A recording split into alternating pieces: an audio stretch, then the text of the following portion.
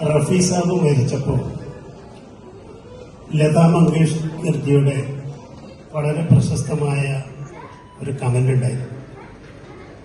Mary Awas की रफीक गुजर गई, मेरी आवाज की रफीक गुजर गई, अफसोस अब मैं किसके साथ गाऊं, मेरे आवाज किसके आवाज से मिलाऊं എന്നാണ് ഇന്ത്യ കണ്ട ഏറ്റവും വലിയ ഗായികയായ പ്രിയപ്പെട്ട ലതാ മങ്കേഷ്കർജി പറഞ്ഞത്.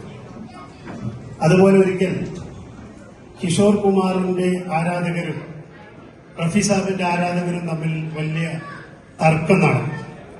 ആ തർക്കത്തിന്റെ മൂർധന്യാവസ്ഥയിൽ ഇന്ത്യയിലെ ഏറ്റവും വലിയ ഗായകന്മാരിൽ ഒരാളായ പ്രിയപ്പെട്ട കിഷോർ ദാ വന്നൊരു പ്രസ്താവന നടത്തി. ആ പ്രസ്താവന हम 2 तरह गाते हैं और वो साहब 2000 तरह गाता है, कहाँ है हमारा और उसका तारीफ എന്ന് പറഞ്ഞ ഒരു സംഭവം ഞാൻ ഓർക്കുകയാണ്.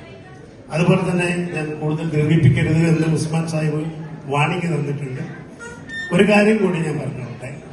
ഹാത്തി മേര സാത്ത് എന്ന സിനിമ നിങ്ങൾ എല്ലാവരും കണ്ടിട്ടുണ്ടാവും അല്ലെ? മിക്കവാറും ആളുകൾ രാജേഷ് ഖന്നയുടെ ഏറ്റവും ഹിറ്റ് സിനിമയായിരുന്നു. അതിലെ എല്ലാ പാട്ടുകളും കിഷോർ കുമാറാണ് പാടിയത്. അപ്പൊ കിഷോർ കുമാറിനെ ഇഷ്ടപ്പെടുന്ന സംവിധായകനായിരുന്നു ആ സിനിമയുടെ സംവിധായകൻ. അവസാനം ഒരു പാട്ട് വന്നു. ആ പാട്ട് പാടാൻ കിഷോർ ദായോട് പറഞ്ഞപ്പോ കിഷോർ കുമാർ പറഞ്ഞു, നോ, ഇത് എനിക്ക് പാടാൻ കഴിയില്ല, ഇത് ഹൈ പിച്ചിലുള്ള പാട്ടാണ്, ഇത് പാടാൻ ഇന്ന് ഇന്ത്യയിൽ ഒരേ ഒരാളെ ജീവിച്ചിരിപ്പുള്ളൂ, അത് റഫി സാബാണ്. അതുകൊണ്ട് നിങ്ങൾ റഫി സാബിനെ തന്നെ വിളിക്കണമെന്ന്. അങ്ങനെ ഈ സംവിധായകന് ചെറിയ മടി, ഞാൻ മറ്റു പാട്ടുകൾക്കൊന്നും അദ്ദേഹത്തെ വിളിച്ചിട്ടില്ല. അങ്ങനെ റഫി സാബിനെ വിളിക്കാൻ കിഷോർ കുമാർ തന്നെ മുമ്പോട്ട് പോയി.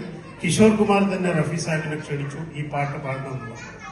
ആ പാട്ടാണ് ആത്തിമര സാത്തിലെ ഏറ്റവും ഹിറ്റ് പാട്ടായി മാറിയ നഫ്രത്ത് കി, ഞാൻ പാടിയെന്താവും അറിയില്ല നിങ്ങളെ, नफरत की दुनिया को छोड़कर प्यार के दुनिया में खुश रहना मेरे यार.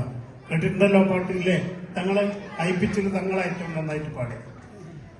അപ്പൊ അങ്ങനെയുള്ള റഫി സാഹിബിനെ അനുസ്മരിക്കാൻ പ്രിയപ്പെട്ട ഫോക്ക് ഖത്തർ മുന്നോട്ട് വന്നതിൽ ഫോക്ക് ഖത്തറിന് എല്ലാവിധ അഭിനന്ദനങ്ങളും ആശംസകളും അറിയിക്കുകയാണ്.